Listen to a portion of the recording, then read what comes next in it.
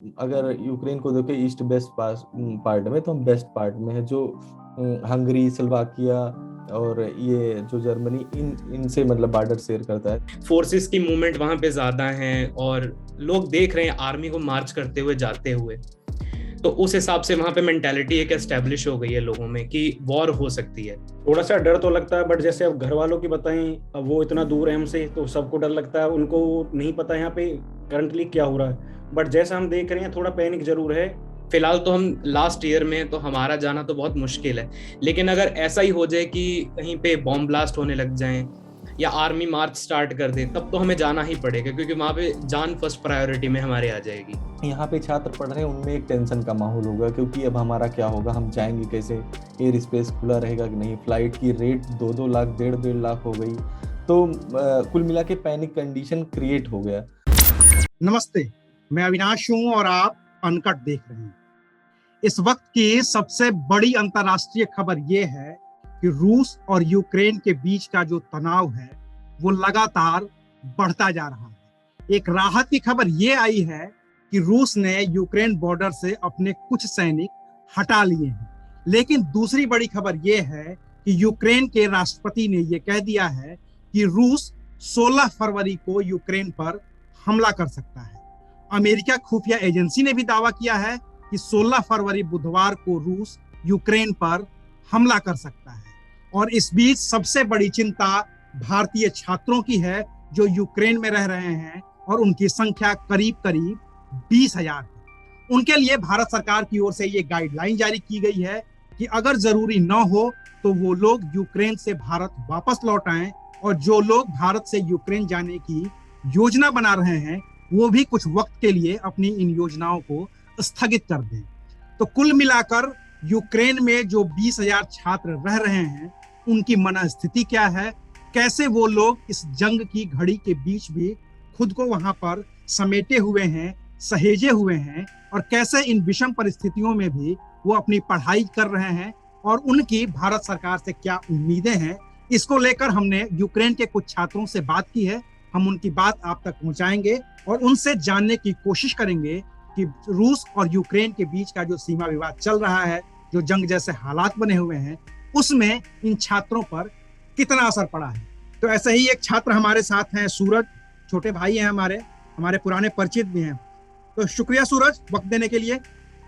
ठीक है, नमस्कार, बहुत बहुत धन्यवाद आप बुलाए। क्या हाल है इस समय यूक्रेन हाल तो टेंशन वाला है, क्योंकि जैसे कि हम लोग रोज सुबह उठते हैं, न्यूज़ देखते थे, लगभग काफी दिन से वैसे ही चल रहा था। लेकिन जब आज सुबह उठे और जैसे ही भारत सरकार का बयान आया और मतलब एडवाइजरी आई एम्बेसी से, और यहाँ के जेलेंस्की जो यहाँ के राष्ट्रपति हैं उनका भी बयान आया, उन्होंने कहा कि कल ही हमला कर देगा। तो इस वजह से जो यहाँ पे छात्र पढ़ रहे हैं उनमें एक टेंशन का माहौल होगा, क्योंकि अब हमारा क्या होगा, हम जाएंगे कैसे, एयर स्पेस खुला रहेगा कि नहीं, फ्लाइट की रेट 2-2 लाख, 1.5-1.5 लाख हो गई। तो कुल मिला के पैनिक कंडीशन क्रिएट हो गया। इसके पहले तो मतलब रोज हम बातचीत होती थी, क्या होगा कैसे होगा, लोकल से भी बातचीत होती थी, तो कुछ चीजें क्लियर नहीं थी, 20-30% होगा कि नहीं होगा। तो लेकिन आज जो माहौल बना है वो बिल्कुल अलग है।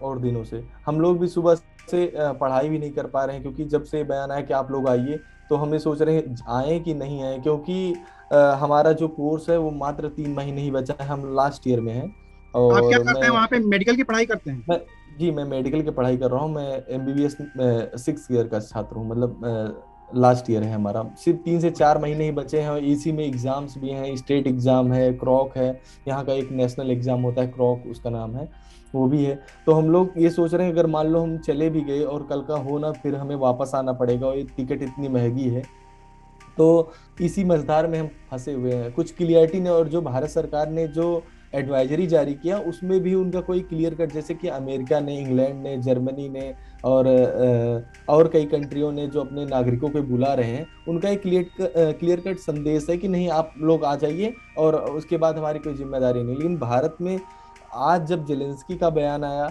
उसके बाद ये एडवाइजरी आई है, और वो लोग 1 महीने से अपने नागरिकों को ले जा रहे हैं। तो उसमें हमें ज्यादा टेंशनाइज हो रहा है कि हम फ्लाइट कैसे कराएंगे और कैसे जाएंगे। तो तो कोई ऐसा तो है नहीं कि हमने कोई बस ले लिया और तुरंत चले गए, इसमें बिल्कुल फ्लाइट सही कराना बात है। पड़ेगा, कहीं कहीं उसका स्टॉप होगा, फिर तुम्हें भारत में जाना है, और इतना पैसा भी मैनेज करना। एक बार में 2 लाख 2.5 लाख रुपए की अगर कोई फ्लाइट होगी तो कैसे, कोई सरकार की तरफ से भी कोई मतलब ये चीज नहीं है कि आप इस फ्लाइट से जाएंगे, हम ये सहयोग कर रहे हैं, हम ये कोई व्यवस्था कर रहे हैं, ऐसा कुछ नहीं। सिर्फ उन्होंने कहा आप टेम्पोरली आप लीव करो यूक्रेन मतलब को। कुल मिला के ये है कि भारत सरकार ने आपको ये कहा है कि टेम्पोरली लीव कर दो, लेकिन कोई इवैक्यूएशन प्लान नहीं बनाया है कि अगर हमारे नागरिक, हमारे छात्र वहां पे यूक्रेन में फंसे हैं और जंग शुरू हो जाती है तो उस बीच उनको कैसे निकाला जाए। जी बिल्कुल, बिल्कुल यही बात है। तो अभी आप लोगों को क्या लग रहा है, आप लोगों को सरकार से क्या उम्मीद है, सरकार से क्या मांगे आपकी, क्या चाहते हैं आप सरकार से, कि क्या वो आपके लिए इवैक्यूएशन करें, आपके लिए कोई फ्लाइट भेजें, या फिर आप क्या चाहते हैं कुल मिलाकर। हमारी तो मांग यही है, अगर अगर वो अगर चाह रहे हैं कि भारत के बच्चे जाएं, तो सबसे पहले वो कोई क्लियर दें कि आप जाएं कि नहीं जाएं, क्योंकि इसमें temporary you may can leave means they are not confirm, they are not giving instruction, और उसमें ये भी नहीं दे रहे हैं कैसे जाएंगे, क्योंकि कुछ फ्लाइटें ऐसी भी हैं, कुछ बच्चे फ्लाइट करा रहे हैं वो कैंसिल भी हो जा रही है, और कल का कोई एयर स्पेस बंद हो जाए, मान लो आज फ्लाइट कराएं और कल का एयर स्पेस बंद कर दिया, तो वो पैसा भी मतलब रिटर्न होने में बहुत टाइम लगता है। तो इसलिए बहुत कंफ्यूजन की स्थिति है कि जाएं कि ना जाएं, और हमारे लिए तो बेसिकली जो हमारे ईयर के छात्र हैं उनके लिए तो पूरा फुल कंफ्यूजन है, क्योंकि वो लास्ट ईयर में हैं। अब उनका पिछले एग्जाम 2 महीने बाद है। पिछले 6 साल से आप सूरज वहां रह रहे हैं यूक्रेन में। हम्म। इन 6 साल के दौरान ये क्या पहली बार ऐसी स्थिति पैदा हुई है कि जब आप लोगों को इतना तनाव झेलना पड़ रहा है कि रसिया हमला कर देगा और भारत सरकार ऐसी उस तरीके से कोई सहायता नहीं कर पा रही है, या फिर कोरोना काल में भी आप लोगों को कुछ परेशानियां हुई थी।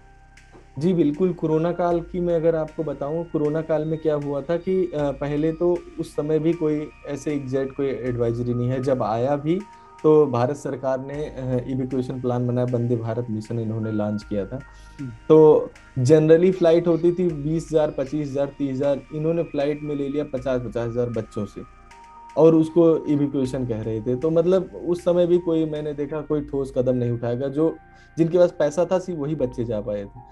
तो अगर उस लिहाज से देखूं, इस बार भी सेम वही हो रहा है कि मतलब कोई क्लियर कट इंफॉर्मेशन नहीं है हमारे पास कि हम क्या करें, हम बिल्कुल कंफ्यूज हैं। और जब हम मतलब ये युद्ध के बारे में सुनते हैं तो थोड़ा टेंशनाइज तो होते हैं, क्योंकि लेकिन सबसे हमारे लिए क्या, हमारे फेवर में क्या है कि अगर यूक्रेन को देखें ईस्ट वेस्ट पार्ट में, तो हम बेस्ट पार्ट में है, जो हंगरी, स्लोवाकिया और ये जो जर्मनी, इन इनसे मतलब बॉर्डर शेयर करता है, मतलब तो आप, हम जिस हाँ, जहां आप हैं सेफेस्ट वो प्लेस रूस की पे हैं। सीमा से लगता हुआ नहीं है इलाका।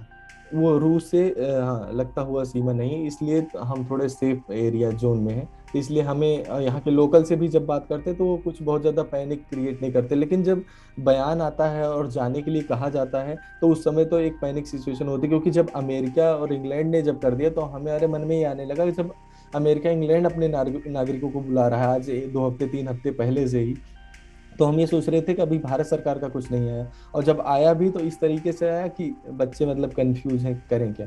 तो ये बताइए सूरज, जब आपने सुना दिसंबर के आसपास कि जिस देश में हम रह रहे हैं उस पे एक दुनिया का सबसे ताकतवर देश हमला करने जा रहा है, और वो 2014 में भी एक बार क्रीमिया पर हमला कर चुका है, उस समय की कुछ कहानियां सुनी थी क्या आप लोगों ने कि क्या क्या हुआ था उस जी, दौरान। अरे इसके लिए तो बहुत इंटरेस्टिंग इंटरेस्टिंग हमारे पास मतलब जो जो क्रीमिया पे और जब लुगांस पे हमला हुआ था, तो जो उस साल के पढ़ने वाले बच्चे थे उनको ट्रांसफर लेना पड़ा था, क्योंकि वो यूनिवर्सिटी ध्वस्त कर दिया गया था उसके आसपास के क्षेत्र। तो उन्होंने जब ट्रांसफर लेके हमारे यूनिवर्सिटी में एडमिशन किए थे, तो उन सीनियरों से तो हम लगातार मिले हैं, उन्होंने तो स्थिति बताई कि कैसे रसिया एक मतलब कि जो कीव सेंटर है और जो क्रीमिया का एक जगह है वहाँ पे कैसे उन्होंने ब्लास्ट किया था, उसके बाद कैसे इनको इवैक्यूएट किया गया था। उस बार तो भारतीय छात्रों को फ्री में भी, उसी समय मोदी जी तुरंत प्रधानमंत्री बने, 2014 की बात है, और तो उसी समय इवैक्यूएशन उनका अच्छे से हुआ था। उसके बाद उनका ऐसे और भी किया गया था कि उनकी डिग्री मतलब खराब ना हो, उनको ट्रांसफर दिलाया गया था कि आप अपनी यूनिवर्सिटी चूज कर लीजिए, आप वहाँ ट्रांसफर ले लीजिए, आप पढ़ाई करें। लेकिन इस बार वो सिचुएशन ऐसा कुछ समझ में नहीं आ रहा क्या होगा। उस बार तो एक क्लियर कट था कि हाँ ये 2 स्टेटों पे हमला हुआ और वहाँ पे वो उनके मतलब उन्होंने कब्जा कर लिया, उसके बाद वो नॉर्मल हो गया। इस बार तो पूरे पूरी यूक्रेन कंट्री पे ही हमले थ्रेट गिरा है, था। पूरे कंट्री ही एक थ्रेट में है। तो इस बार पहले के मुकाबले अलग तरीके का माहौल है। विश्व युद्ध की बात की जा रही, कई कंट्रियां इन्वॉल्व हैं, इंटरनेशनल जियो पॉलिटिक्स भी इसमें अच्छे से चल रही है। बिल्कुल होगी, क्योंकि जब यूक्रेन पे हमला होगा तो अमेरिका यूक्रेन के साथ आएगा। रसिया अपने आप में एक महाशक्ति है ही, और उसमें भारत जैसे देशों के लिए तो कंफ्यूजन लगातार बनी होगी कि वो अमेरिका के साथ जाएगा कि रसिया के साथ जाएगा। सूरज, कहाँ के रहने वाले हैं आप भारत में? मैं तो जानता हूँ, लेकिन दर्शकों को बताइए कहाँ के रहने वाले हैं। भारत में मैं उत्तर प्रदेश अयोध्या का रहने वाला हूँ। आप अयोध्या के रहने वाले हैं जी। और चुनाव चल रहे हैं, आप लोगों को कुछ खबर मिलती है क्या वहाँ पे? जी मिलती है। टेंशन के माहौल में कुछ हल्का हो पाते हैं आप लोग यूपी की खबरों से पढ़ करके, सुन करके? ना, बिल्कुल देखते हैं चुनाव की खबरें कभी कभार, क्योंकि हमारी पढ़ाई इतनी ज्यादा रहे, हम उतना न्यूज नहीं देख पाते, उतना फॉलो नहीं, लेकिन बीच बीच में हम न्यूज चैनल्स को देखते रहते हैं कि क्या हो रहा है चुनाव को। आपके और भी साथी हैं आपके साथ? जी बिल्कुल है। बुलाइए किसी को, जरा उनसे भी बात की जाए, आपके दोस्तों से बात की जाए। जी सर। जी, क्या नाम है आपका?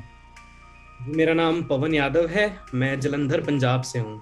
अच्छा, जालंधर पंजाब से हैं आप भी एक चुनावी प्रदेश से हैं जहां भारत में इस वक्त चुनाव चल रहा है। 20 फरवरी को वहां वोटिंग होनी है। हाँ जी। तो आपका जो पैतृक राज्य है पंजाब, वहां पे 20 फरवरी को वोटिंग होनी है, और इस वक्त आप जहां पर हैं वहां पर इस बात की आशंका है कि अगले 24 घंटे में कभी भी रूस जैसा देश हमला कर सकता है। डर नहीं लग रहा आप लोगों को? जी, ऐसा सिर्फ खबरों में ज्यादा है। वैसे अगर सिटी के अंदर हम माहौल को अगर जांचा जाए तो ऐसा कुछ भी नहीं है। लाइफ एकदम नॉर्मल चल रही है, किसी तरीके का पैनिक ऐसे सेट नहीं है। किसी तरीके की पैनिक की सिचुएशन नहीं है? नहीं। और पिछले, मान लीजिए जब से ये दिसंबर से ये पूरा मामला चल रहा है और ये फरवरी आधी बीतने को है, क्या इस दौरान आप लोगों को ये भी लगा कि जहां आप लोग रह रहे हैं उसके आसपास कुछ बदलाव, जैसे कि महंगाई बढ़ गई हो, पेट्रोल डीजल के दाम बढ़ गए हों, नेचुरल गैस के दाम बढ़ गए हों, सब्जियों के दाम बढ़ गए हों? क्योंकि जब एक बार जंग की आशंका होती है तो लोग सामान इकट्ठा करना शुरू करते हैं, पैनिक करना शुरू करते हैं। कुछ इस तरीके का माहौल दिखा क्या आप लोगों को? जी नहीं, अगर मैं कंपेयर करूं प्राइजेस पहले के मुकाबले और अब में, हो सकता है 5 या 10% का फर्क हो। मेजर कोई इतना बड़ा डिफरेंस नहीं है प्राइजेस के अंदर यहाँ पे, और बाकी चीजें सब कुछ नॉर्मल है, ऐसा कुछ भी नहीं है मैंने जो देखा है यहाँ पे। हो सकता है कि अगर आप eastern part of the Europe के अंदर देखेंगे, सॉरी यूक्रेन में, तो वहां पे सिचुएशन थोड़ी ज्यादा हो सकती है खराब। जो बॉर्डर वाले इलाके हैं, जो रसिया से लगते हुए इलाके हैं, वहां पे सिचुएशन ईस्टर्न साइड है, वहां पे भय का वातावरण थोड़ा ज्यादा है, क्योंकि फोर्सेस की मूवमेंट वहां पे ज्यादा है और लोग देख रहे हैं आर्मी को मार्च करते हुए जाते हुए। तो उस हिसाब से वहां पे मेंटालिटी एक एस्टेब्लिश हो गई है लोगों में कि वॉर हो सकती है। अगर आप कंपेयर करोगे वेस्टर्न साइड, हम जहाँ रहते हैं वो तकरीबन 1000 किलोमीटर के आसपास दूर है वहां से। हमारा बॉर्डर जस्ट 10 किलोमीटर पे पोलैंड, हंगरी, स्लोवाकिया इनसे टच करता है, तो हमारे साइड तो कोई प्रॉब्लम वाली बात ही नहीं है एज सच अभी तक के सिचुएशन के हिसाब से। अच्छा, कौन सा ईयर है आपका मेडिकल का? जी मेरा 6th ईयर है, लास्ट ईयर है ये। 6th ईयर लास्ट ईयर है। आपने सुबह एडवाइजरी देखी थी क्या, जो भारत सरकार ने जारी की थी कि टेम्पररी छोड़ सकते हैं? उसके बाद क्या ख्याल आया, पहला ख्याल आया आप लोगों के मन में? क्या आपने घर वालों को फोन किया, कुछ किया? जी घर वालों का फोन आया, दोस्तों का फोन आया कि क्या कर रहे हो, क्या सिचुएशन है, कब आ रहे हो। तो हमारे लिए तो दो तरफा सोचने वाली बात हो गई, जाएं कि ना जाएं, अधर में कहीं डिग्री ना फंस जाए। सबसे बड़ी हमारे लिए है कि चिंता है कि 6 साल की मेहनत किसी दो देशों के जंग के बीच में बर्बाद ना हो जाए, इसलिए उस खौफ में भी आप लोग वहां पे बने हुए हैं। बिल्कुल बिल्कुल। अच्छा, एक चीज और बताइए मुझे कि क्या भारत में आप लोगों को एडमिशन नहीं मिला, या क्या वजह थी कि भारत जैसे देश को छोड़ करके आपको यूक्रेन जाना पड़ा अपनी पढ़ाई करने के लिए मेडिकल की? ये खैर, हाँ जी, देखिए इसमें सबसे बड़ी बात ये है, भारत के अंदर जो सीटें हैं वो बहुत निर्धारित हैं, और एक कट ऑफ होता है। जैसे मान लीजिए 25, एग्जैक्ट नहीं पता, लेकिन मान लीजिए 25,000 सीटें हैं और स्टूडेंट अपीयर होते हैं, 7 से लेके 8 लाख स्टूडेंट अपीयर हो रहे हैं, तो हर किसी को तो जगह मिल नहीं सकती उसके अंदर। तो लेकिन हमारे मन में था कि हम डॉक्टर बने, तो उस सोच को लेके हम लोग आगे फर्दर फॉरेन कंट्रीज के अंदर आ गए, और उनमें से एक कंट्री यूक्रेन भी है जहाँ पे मेडिकल की अच्छी पढ़ाई होती है। लेकिन मैंने तो ये सुना है कि जब आप लोग बाहर से आते हैं तो भारत में आप लोगों के साथ बड़ा डिस्क्रिमिनेशन टाइप का भी मामला आ जाता है कि आप वहां से 6 साल की पढ़ाई पूरी करके वापस आए, वहां की परीक्षाएं पास करके वापस आए, और फिर भारत में आकर के आपको और ज्यादा कड़ी परीक्षा से गुजरना पड़ता है बनिस्बत जो जिन्होंने यहाँ पर डिग्री हासिल की है। ये सच है क्या? जी, हमारे लिए एक स्क्रीनिंग एग्जाम है और मुझे जहां तक लग रहा है कि ये स्क्रीनिंग एग्जाम होना एक तरीके से जरूरी भी है, ताकि अगर आप केपेबल नहीं हो, आप पेशेंट को हैंडल करो तो वो कहाँ तक सही है। अगर आपके अंदर नॉलेज है, आप तभी पेशेंट को चेक करो। जैसे मान लीजिए किसी ने 6 साल यहाँ पढ़ाई नहीं की, जैसे तैसे सब्जेक्ट क्लियर किया है और वो पेशेंट से डील करे, तो मुझे नहीं लगता कि वो सही रहेगा किसी की लाइफ के लिए, क्योंकि हमारा प्रोफेशन ही है कि हम किसी के जीवन को बचाएं। इस वजह से आपको लगता है कि जो स्क्रीनिंग हो रही है वो ठीक है? जी, जैसे एक चीज मैं इसमें ऐड करना चाहूंगा, जैसे मान लीजिए कोरोना का काल था, तो उसमें भारत सरकार ये कर सकती थी कि 5-10% जो होते हैं पासिंग क्राइटेरिया उसको घटा दे, जिससे कि एकदम से जो डॉक्टरों की कमी आ गई उसको भरपूर पूरा किया जा सकता था। कम से कम स्टाफ एक बार मिल जाता है कि किसी को ऑक्सीजन लगाना हो, किसी को इंजेक्शन लगाना हो, उस तरीके के काम के जरिए आप लोगों की ट्रेनिंग भी हो जाती है और वो जो 5-10% नंबर कम किए जा रहे थे वो बैलेंस हो गए होते। हाँ जी, हाँ जी। मुझे आखिरी सवाल का जवाब दे दीजिए कि अब मुश्किल से कुछ घंटे बचे हुए हैं जब हो सकता है कि रसिया यूक्रेन पर हमला कर दे, जैसा यूक्रेन के राष्ट्रपति का दावा है और जैसा अमेरिकी खुफिया रिपोर्ट का दावा है, और भारत सरकार ने अपनी एडवाइजरी जारी ही कर दी है। क्या सोच रहे हैं आप लोग कि अगले 1-2 दिन में आप लोग क्या करने वाले हैं? क्या इसी तरीके से स्थितियों पे नजर बनाए रखेंगे या फिर वापस लौटने की तैयारी करेंगे? जी बिल्कुल, सोच तो खैर दोनों तरफ की है, लेकिन जैसा सिचुएशन जैसे होगी उसके हिसाब से हम ट्रीट करेंगे। फिलहाल तो हम लास्ट ईयर में, तो हमारा जाना तो बहुत मुश्किल है, लेकिन अगर ऐसा ही हो जाए कि कहीं पे बॉम्ब ब्लास्ट होने लग जाए या आर्मी मार्च स्टार्ट कर दे, तब तो हमें जाना ही पड़ेगा, क्योंकि वहां पे जान फर्स्ट प्रायोरिटी में हमारे आ जाएगी। बिल्कुल ठीक बात है कि जान फर्स्ट प्रायोरिटी में आ जाएगी, और ये उहापोह की स्थिति अभी बनी हुई है यूक्रेन में छात्रों के साथ। और भी साथी है क्या आपके साथ? और भी लोग हैं हमारे यहाँ पे? विकास शर्मा, आइए विकास जी। जी नमस्कार सर। नमस्कार, क्या नाम है आपका? मेरा नाम सर विकास है और मैं हरियाणा से हूँ, इंडिया में। आप हरियाणा से रहने वाले हैं। देखिए, 3 अलग अलग राज्यों के छात्र हमें मिले हैं जो यूक्रेन में रह करके मेडिकल की पढ़ाई पूरी कर रहे हैं, और उस दौर में कर रहे हैं जब रसिया जैसी एक कंट्री यूक्रेन जैसे छोटे देश पर आक्रमण करने के फिराक में।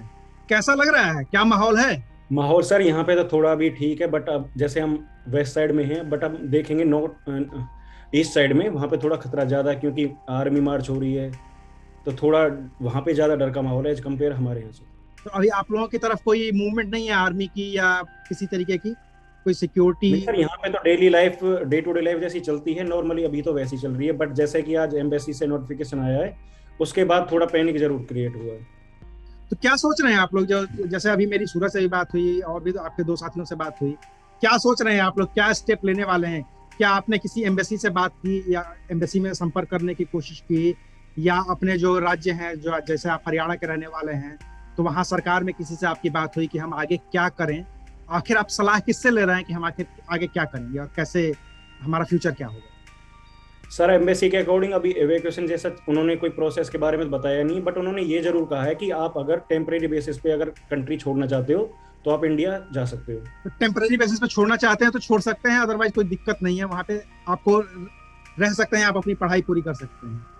घर वालों का कोई दबाव नहीं है क्या? क्योंकि जैसे हम लोग जब भारत में बैठे हुए हैं, मैं नोएडा के दफ्तर में बैठा हूँ, और जब मैं खबरें पढ़ता हूँ कि रूस जो है यूक्रेन पर हमला कर देगा और इसकी वजह से 2 महाशक्तियां आपस में टकराएंगी, अमेरिका भी उसमें शामिल हो जाएगा, तेल का दाम अचानक से बढ़ जाएगा, गैस के दाम अचानक से बढ़ जाएंगे, ऐसी खबरें आप लोग तक पहुंचती है, तो क्या सोचते हैं आप लोग? थोड़ा सा डर तो लगता है, बट जैसे अब घर वालों की बताएं, अब वो इतना दूर है हमसे, तो सबको डर लगता है, उनको नहीं पता यहाँ पे करंटली क्या हो रहा है, बट जैसा हम देख रहे हैं थोड़ा पैनिक जरूर है। थोड़ा पैनिक है, क्योंकि एक मानसिकता है ना कि जैसे हम लोग भी जब दिल्ली में रहते थे, पढ़ाई लिखाई करते थे, और यमुना में थोड़ा सा पानी बढ़ता था, और जब टीवी चैनल पे ये आता था कि दिल्ली में बाढ़ आ रही है, तो घर वाले लगातार फोन पे फोन करते थे कि बाढ़ आ रही है, तुम लोगों को आना है तो वापस घर आ जाए। कुछ इस तरीके से घर वालों के फोन नहीं जाते क्या? घर वालों के, दोस्तों के, रिश्तेदारों के, अरे यार तुम्हारे यहाँ जंग होने वाली है, वापस लौटाओ, पढ़ाई तो होती रहेगी। हाँ सर, फोन तो सबके आ रहे हैं, सब यही सजेस्ट कर रहे हैं कि इंडिया वापस आ जाओ। चलिए, तो अभी आप लोग का जो भविष्य है वो बिल्कुल अनिश्चितताओं में है कि कल क्या होगा। कल यानी कि कल की तारीख वो है जब यूक्रेन ने दावा किया है कि रूस उस पर हमला कर सकता है। हालांकि एक अच्छी खबर इस बीच ये आई है कि रूस ने अपने बॉर्डर से कुछ सैनिक वापस बुलाने शुरू कर दिए हैं। तो देखते हैं कि रूस और यूक्रेन के बीच में जो जंग जैसे हालात बने हैं उसका अंजाम क्या होगा।